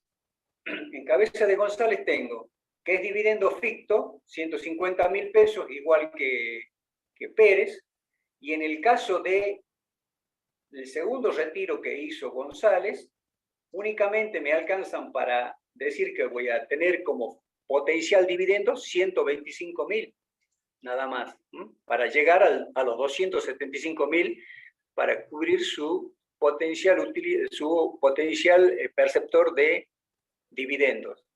Entonces, esa diferencia de 25.000, sí es una disposición de fondos, es como si fuera un préstamo que se le ha dado, pero que no tiene una cobertura legal.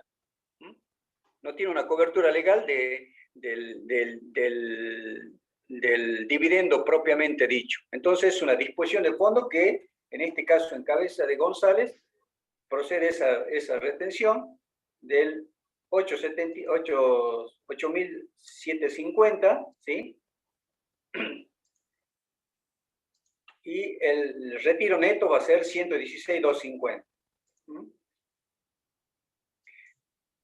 Esos 25.000 pesos no han sido tenidos en cuenta entonces ahora, y fíjense que más abajo tenemos la disposición de fondos y bienes a favor de terceros, así dejamos cerradito la situación, igual como si fuera un préstamo, igual los análisis que hizo la contadora en los dos primeros casos, con la tasa del 45 dividido por la cantidad para hacerla diaria, el saldo en este caso es de 25.000, la tasa diaria es la que tenemos 0,01232.877, que multiplicado por la cantidad de días entre la fecha del retiro y la finalización del ejercicio, de 18,8630%. Eso me da un interés de disposición de fondos a favor de terceros de 4.715,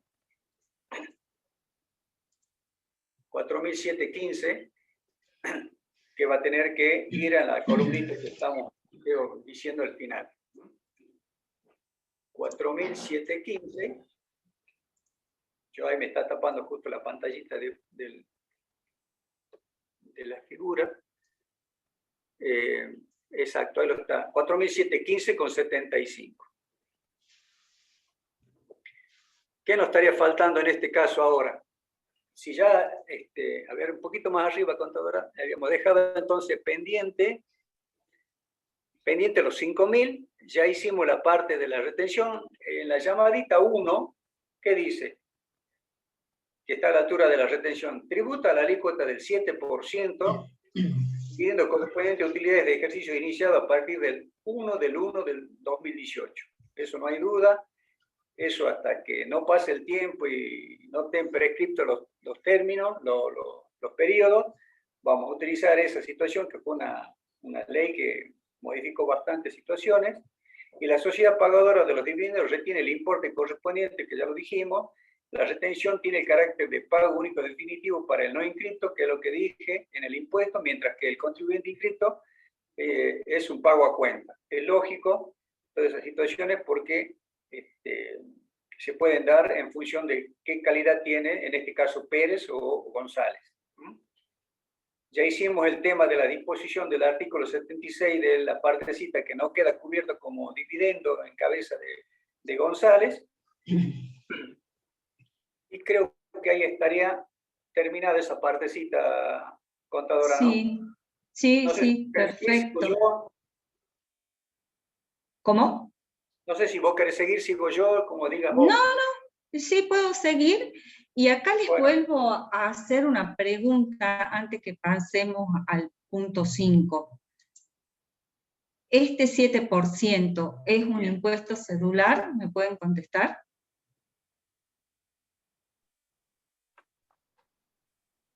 Sí, es un impuesto cedular, profesora. En el primer caso, ¿no? Perfecto. Muy bien. Exacto. Quiero que eso les quede bien en claro, ¿sí? Bien. Ya lo habíamos visto anteriormente, pero yo lo había puesto como una pregunta ahí para acordarme justamente de que eso siempre relacionen, porque acá lo que estamos analizando es a la sociedad y qué ingresos debe tener en cuenta para los ajustes, ¿ok? Entonces acá lo que estamos analizando son básicamente si llegamos a cubrir, en este caso, los 275.000, fíjense que en el caso del director Pérez no se llegan y quedan esos 5.000 ahí pendientes, ¿ok? Y en cambio el accionista González se pasa en 25.000. Entonces ahí inmediatamente cuando se pasa, ya como bien se los explicó el contador Aramayo, ya no es distribución de dividendos, ya pasa a ser por esa porción que se pasó hasta fin de año, tengo que calcular los intereses por disposición de fondos. Fíjense, ahí también le pintamos cuando él apenas se pasa al 31/7, calculamos los 25.000. Si fuera que hace otro retiro más, va a tener que ser desde la fecha en que hizo el retiro, ¿sí? Al 31 de diciembre del 2020. Bueno, vamos a lo que serían los honorarios a directores. A ver, ¿qué pasa con los honorarios a directores? Nos dice que en el punto 5, estoy en el planteo, ¿no? Dice, anticipos de honorarios al único director. Recordemos, si vamos a la parte del enunciado, que el único director era Pérez, ¿sí? Entonces tenemos que empezar a tener en cuenta cómo quedó la situación de él cuando se distribuyeron dividendos, ¿ok? Bueno, nos dice que durante el ejercicio económico el director realizó las siguientes extracciones de dineros a cuenta de sus honorarios. Y tenemos que el 30 del 9, 18.000, el 31 del 10, 17.000, el 30 del 11 del 20, 21, 25.000, en total retira 60.000. Y ahí empiezo a prestar atención también a las cifras. La asamblea celebrada el 15 del 3 del 2022, o sea, antes que finalice la declaración, la primera pauta a tener en cuenta, se decidió asignarle 50.000 al director Pérez en concepto de honorarios por el ejercicio 2021 y destinar el 5% al resultado, a la reserva legal, del resultado a la reserva legal. Entonces, tenemos que se decidió asignarle 50.000. Si vamos a la solución, aquí tenemos un detalle, ¿sí? Tenemos, al igual que allá arriba, cuando teníamos el 2020, que recién lo vieron con el contador Aramayo, ahora tenemos el 2021, ¿sí? Presten atención, estamos analizando nuestro balance de ahora, ¿ok? Acá analizamos en el eje del tiempo cómo fueron esos retiros en el 2021 y si fueron acorde a esa distribución de utilidades y en el momento en que se pasaron a ser intereses a disposición de fondos. Ahora tenemos el 2021.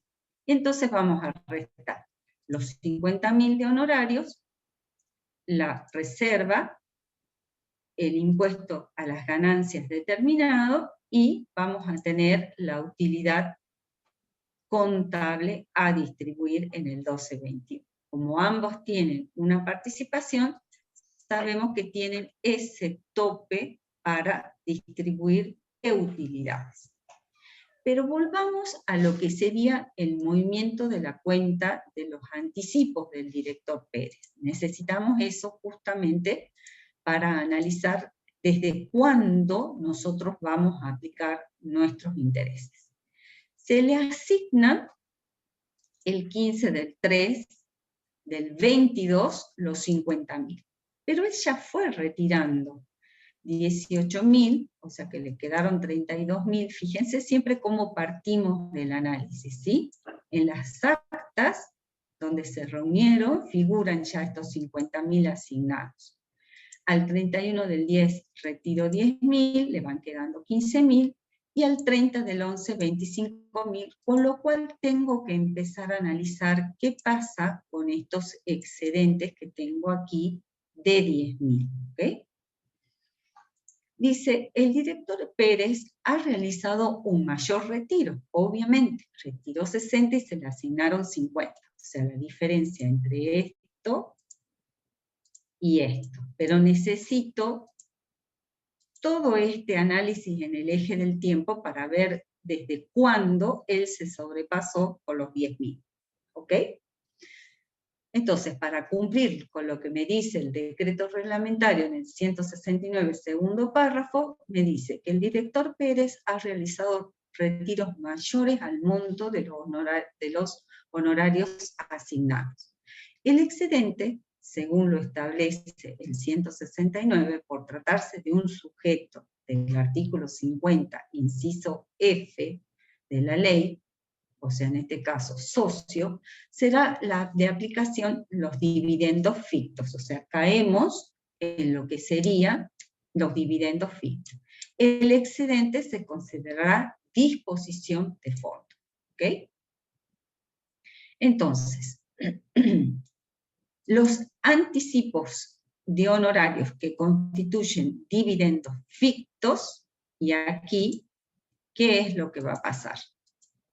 Recuerden que nosotros, y acá les dice claramente, importe disponible que viene del punto 4. O sea, aquí tenemos que empezar a relacionar esos dividendos que teníamos aquí, fictos, siempre hagan una diferenciación entre dividendos fictos e intereses de disposición de fondos. Aquí le habían quedado a él 5.000 pesos sin retirar, ¿ok? Entonces, voy a aplicar esos 5.000 pesos y directamente le voy a aplicar la retención del 7% de lo que me faltaba completar de los 350, ¿ok? Entonces, por ese lado, OneSecond, ¿qué va a hacer? Va a depositar los 350 pesos, y con eso, fíjense que si yo llego a los 18.900, llega a aportar lo mismo que González, que ya inclusive se había excedido, en un 7% los 19.250, ¿ok? Si yo sumo los 18.900 a los 350, ambos terminaron aportando por los dividendos el mismo importe, ¿ok? Eso es lo que tienen que tener en cuenta aquí. Pero sigue habiendo un excedente, porque solo de los 10.000 que él se pasó en honorarios, quedaron pendientes otros 5.000, ¿sí? Da la casualidad que son otros 5.000. Siempre, fíjense que aquí, en función del excedente de los honorarios. Entonces, este remanente, que sí tomó él de más, lo voy a considerar como intereses de disposición de fondos, ¿ok? Que es lo que yo estoy determinando en realidad aquí, pero tengo que ir depurando importe por importe. Entonces voy a hacer exactamente lo mismo que hice en el primer caso, en el segundo caso, en el anterior, cuando González se sobrepasó en los 25.000, bueno, aquí también es exactamente lo mismo, pero por el resto. No lo hago por los 10.000 pesos, sino como que me quedaron 5.000, a los 5.000 le aplico el 7%, a los otros 5.000 recién le doy el tratamiento de disposición de fondos. Entonces tengo siempre la misma tasa, calculo el diario, me voy al 31 del 12, que es cuando cierro. ¿Cuándo se produce ese excedente? Por eso es importante armar esta partecita de la historia y lo ponemos con otro color para que lo identifiquen. 30 del 11 del 2021, desde allí voy a hacer correr mis intereses 30 del 11 del 2021. Me da un coeficiente del 3,82, con lo cual sobre esos 5.000 tengo 191,10. Ustedes a veces disculpen que son importes chiquitos, lo que a nosotros nos interesa a veces es que no se pierdan con los números. A veces son importes muy significativos, es muy importante este análisis cuando uno está ejerciendo profesionalmente.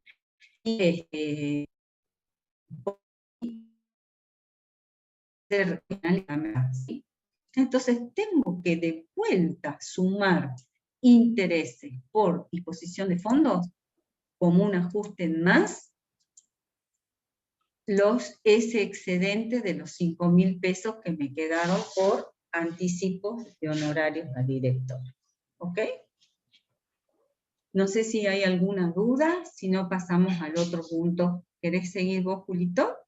Sí, yo sigo, contadora. Bueno, dale. El último punto, 6, dice pagos efectuados por la sociedad correspondiente a gastos de la esposa del director Pérez. Pobre Pérez. A ver. La señora de Pérez, ¿qué dice? El 5 de agosto del año 2021, la sociedad le ha abonado 3.000 pesos por el régimen de trabajadores autónomos, periodo julio del año 2021. El 14 de septiembre del año 2021, la sociedad le abonó 4.000 en concepto de impuesto a la actividad económica, periodo 8 del 2021. La esposa del director no ha reintegrado ninguno de los importes. Bueno, lógicamente Pérez es un socio, no así la señora de Pérez.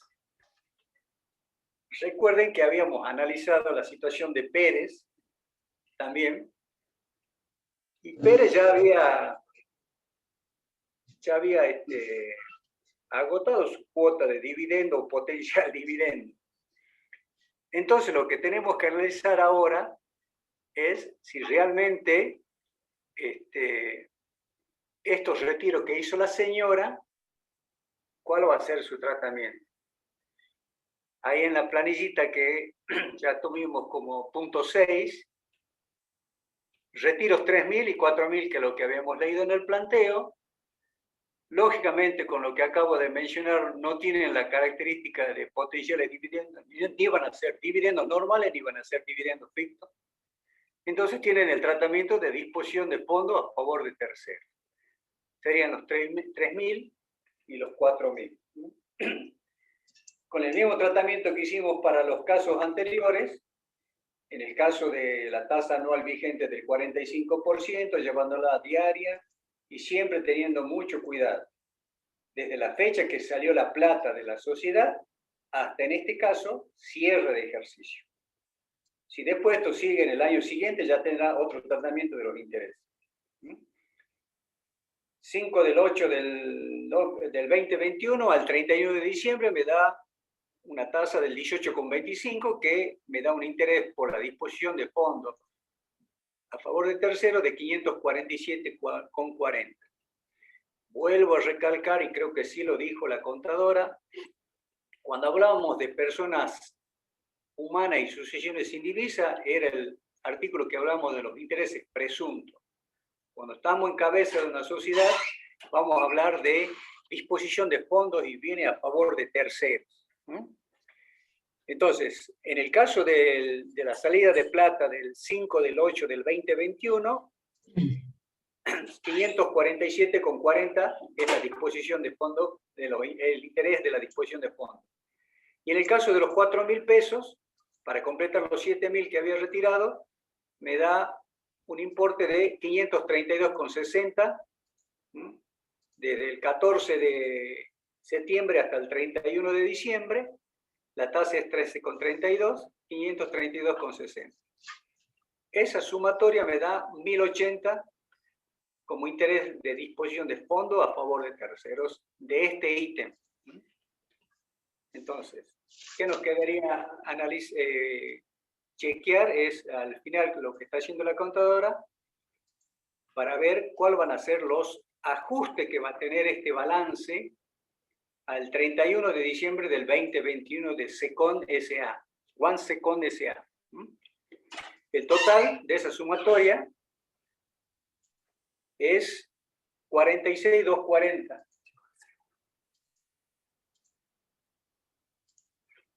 Eso significa que yo voy a tener que tener cuidado de cuánto es el ajuste que voy a tener que hacer cuando haga el balance impositivo de la sociedad, con los ajustes, todo.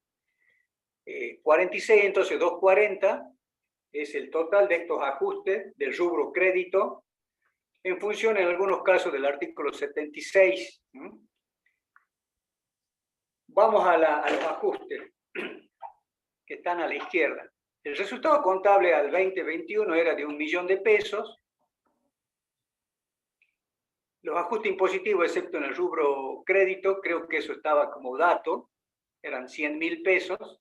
Creo que ya, si ya estaba con amarillo, ya lo había punteado la contadora. Y los ajustes del rubro crédito es 46,240. Que es la sumatoria de lo que habíamos calculado, de lo que teníamos hacia la derecha. No tenemos honorarios de directores. Y el subtotal en este caso es 1.146.240,27. Y aplicamos la tablita que fue motivo de modificación por la ley 27.630 también, que en este caso estaríamos en el primer tramo, por eso directamente es como si lo hubiéramos aplicado como se aplicaba antes, al 25%, porque no tiene nada sobre el excedente del límite inferior. Que es al contrario, bueno, en este caso, ¿se acuerdan que en el caso anterior se aplicó el segundo tramo, donde ahí hemos hecho la diferencia entre el límite superior y el inferior? En este caso me da impuesto a las ganancias de 286.560,07. ¿Qué otra situación es que no está? Bueno, ahí al final es lo que iba a decir, que a veces uno por ahí se quiere confundir, pero esta tabla va a ser ajustada a partir del 1 de enero del año 2022 en función del IPC, o sea que le dan las reglas de juego ya para que se auto actualice a partir del año siguiente.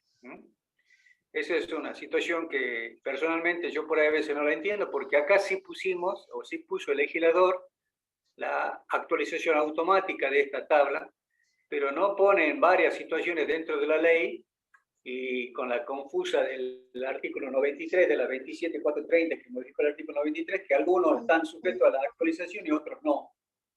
Y la otra situación es el tema de los conceptos por ahí que están retrasados, como por ejemplo los 20.000 de los automóviles, los 7.000 de los gastos, esas situaciones que hay una heterogeneidad de importes que hay que tenerlo muy en cuenta. El tema de los seguros de sepelio, que siguen siendo los 996, del artículo, creo que es 24, creo que es.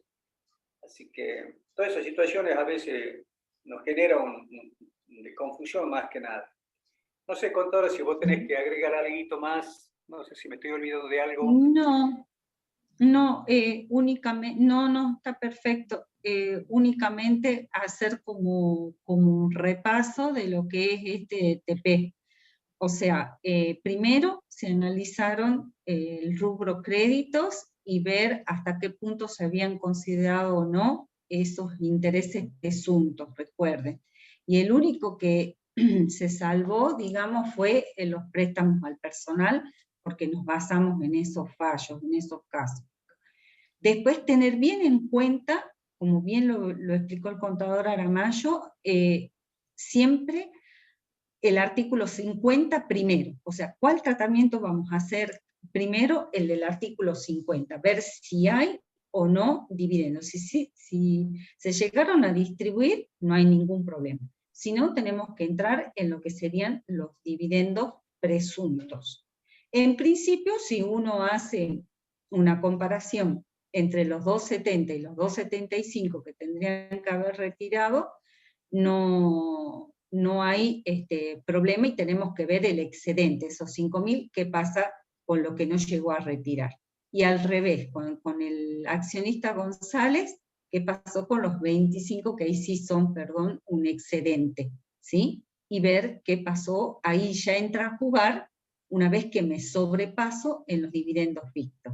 Y aquí tiene ese condimento, como bien dice siempre el contador Amística, en el sentido de que esos 5.000 que me sobraron aquí del director Pérez, cómo lo voy analizando en función de los honorarios. Y ahí sí se produce un excedente en el retiro de honorarios como director, y esos 5.000 que no puedo compensar con los dividendos pasan a ser intereses de disposición de fondos. O sea, ver más o menos, más que nada tener en cuenta la estructura del trabajo práctico. Y como si hubiese habido sobrante en cuanto a los dividendos, los pagos que se hacen a la esposa tendrían que haber pasado a ser dividendos fictos, sin embargo no quedan como dividendos fictos porque ya se consumió absolutamente todo y pasan a ser intereses por disposición de fondos. ¿Ok? Es un poco cómo se está cubriendo de aquí toda esa parte impositiva de sacar riquezas de la sociedad y nunca rendir cuentas, ¿sí? Entonces hay que ser bastante prolijos profesionalmente como para toda esta información. Eso sería más que nada, no sé si querés agregar. No, estaba viendo acá mientras vos hablabas, contadora, qué material le habían dado a los chicos en teoría. Estaba viendo un Power que habla de la contadora, que creo que dio la clase la contadora Ewe, donde ahí está explicando un poco en un cuadro, y yo, para que uno se guíe bien, para que lo vea macro, donde partiendo de la sociedad de capital que distribuye dividendos o utilidades, en el caso de que no sea una sociedad anónima, esos dividendos o esas utilidades pueden ir a parar a personas humanas, asociaciones indivisas, como hicimos en el caso, que son ganancias de segunda categoría, y la alícuota en el caso de ser dividendo ficto es al 7%, y en el caso de estar inscrito, el pago es único y definitivo, y en el caso de estar inscrito es un pago a cuenta. Eso sería por la brecha, por el lado cuando estamos en presencia de personas humanas y asociaciones indivisas. Ahora, si el sujeto que está percibiendo el dividendo o la utilidad es una persona jurídica, que no es el caso que hicimos acá, por el artículo 68 son no computables. Eso es lo que por ahí a veces, personalmente yo veo, ¿por qué trata con la percepción de los dividendos buscar a un sujeto, persona humana o asociación indivisa que está invirtiendo en una sociedad anónima y no percutirlo de alguna manera con el impuesto a la ganancia a una sociedad que invierte en otra sociedad? O sea, no vamos a encontrar un dividendo, sí vamos a encontrar dividendos que de una sociedad, pero que no están repercutidas por el impuesto a las ganancias. Y por último nos quedaría el beneficiario del exterior, que alguien que viene del exterior a invertir en una sociedad en la República Argentina.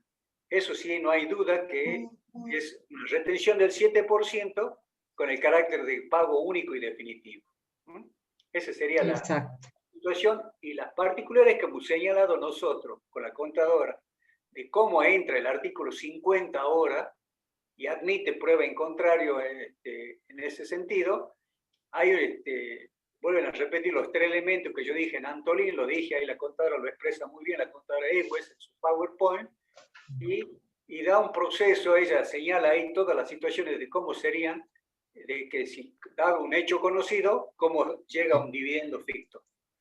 Pero vuelvo a recalcar, esto, y creo que lo dicen siempre la gente que da teoría, los PowerPoint no son suficientes para que ustedes el día de mañana preparen la materia para el examen final. Son guías, que ustedes después pueden utilizarlo esto y después ampliar con los libros, eso yo creo que es lo más correcto cuando uno se esté preparando para el examen final. Eso estaba bien, está muy bien explicado el PowerPoint que hizo la contadora y que dio la clase de este tema. No solamente de lo que estamos hablando de dividendos fictos, sino también en el mismo Power también está el de impuestos de igualación, cómo se aplica y también cómo se aplica disposición de fondos a favor de terceros. Así que eso tiene como ayuda. Bien. Bueno, creo que en Buenísimo. esta, personalmente, una clase muy accidentada, y vuelvo a pedir disculpas tanto a la contadora y a los alumnos, de haber tenido esa... Es como que hubiera llegado tarde y como que me fui de la clase y volví, entonces... No hay problema. Sí. En el caso que fuese un préstamo al personal y este personal hubiese sido la esposa y la misma está registrada como un trabajador de la empresa, ¿qué sería un préstamo al personal? Y por ende no habría un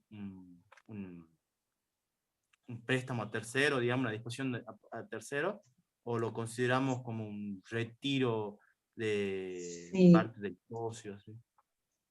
Si yo tengo las pruebas de que realmente ella tengo un recibo de sueldo, está incorporada al 931, y una palabra que siempre es muy importante tener en cuenta, la razonabilidad, o sea, donde sea un importe razonable el préstamo, no tiene que haber problemas. Ahora, si es una cifra excesiva, es como que habría que comenzar a hacer otro tipo de análisis. Seguramente lo que va a repercutir mucho ahí, como bien dijo la contadora, es las pruebas. En eso, seguramente en el caso que analizamos, Antolín Fernández, la sociedad pudo probar que prestándole a su empleado plata, le creaba mejores condiciones laborales y por ende la Cámara falló en ese sentido diciendo que no es un tercero, sino que es en ayuda de sus empleados, que en definitiva son los que llevan adelante la empresa. Ahora, si la señora va y trabaja y tiene la misma idea, no creo que no vamos a tener problemas en ese sentido. Está. Un fin social, digamos. Exactamente. ¿Okay? Se busca un fin social. Si realmente se prueba y el préstamo fue quizás para poder, no sé, completar para un auto, el auto está, etcétera, y bueno, y se lo fue devolviendo en el mismo recibo de sueldo, se va devolviendo, porque acuérdense que siempre lo que veíamos al principio, se produce la devolución, ¿ok? Entonces, si todo ese proceso está perfectamente probado, como recién les dijo el contador Armayo, no hay ningún problema. Bien. Muchas gracias. Profe, No, por favor. ¿Sí? Sí. ¿Por qué no hace la deducción de los honorarios la sociedad? No, si se supone que así. perdón. Sí, está expresado ahí porque dice que ella está incluido en el ajuste impositivo, o sea, no quisimos hacer más números, pero no es que no se deduzca, ¿ok? Ya está ahí, dice entre paréntesis. Eso es lo que ayer estábamos hablando con el contador Méstica. Lógicamente nosotros entendemos que todos los honorarios que habrán sido honorarios propiamente dicho, ya están dentro de los ajustes impositivos arriba, en los 100.000. Pero tiene razón, exacto. Yo ayer le preguntaba al contador a Méstica, que pidió práctico, es que un honorario de director tendría que estar acá en la deducción, como bien señala, ahí donde pusimos 0, si es que es un honorario realmente. Y suponiendo que se salga de las reglas de juego del honorario, está ya en el cuadrito ese amarillo hacia la derecha. Pero tiene razón lo que pregunta usted a la alumna. Si es que realmente ese honorario es honorario en un 100%, tendría que estar acá. Pero nosotros estamos imaginando que ya están dentro de los 100.000. ¿No? Sí, para no complicar un poco más más todo, más que nada. Exacto, porque la idea era Bien. que a ustedes les queden claros los intereses por disposición de fondos, pero considérenlo incluido dentro del ajuste general que hicimos acá, ¿ok? Ah, bien. Profe, y otra pregunta, arriba cuando se hace la retención del 7%, ahí yo tengo que tener en cuenta si el socio o accionista está inscripto o no, y dependiendo de eso va a ser quien va a ingresar el impuesto, ¿verdad? No. Siempre la obligada es la sociedad. Siempre. Ahora, si no la hiciera la sociedad, él está obligado a ingresar ese impuesto del 7%. Pero estaría en falta la sociedad, o sea, la obligada es la sociedad. La que paga los dividendos, eso dice clarito el artículo, la que paga el dividendo es la que tiene que retener. Ah, bien. Bien. ¿Alguna Bueno, otra Gracias, profe. pregunta? De nada. bueno, creo Bien. que hemos terminado con el práctico, personalmente accidentado, pero creo que llegamos al final. No, estuvo bien. Así que vamos a, salvo que haya alguna duda, como bien pregunta la contadora, si no será hasta la otra clase que nos estemos viendo. Eso, ¿Mm? eso. Sigan estudiando mucho. Nos Hasta luego, vemos en una chicos. próxima Muchísimas clase. gracias. Hasta luego. Un gusto, Julio. Que sigas bien. Igualmente, saludos para todos y buen fin de semana. Eso, buen fin de semana para todos. Hasta luego. Gracias, profe. Hasta luego. Hasta luego.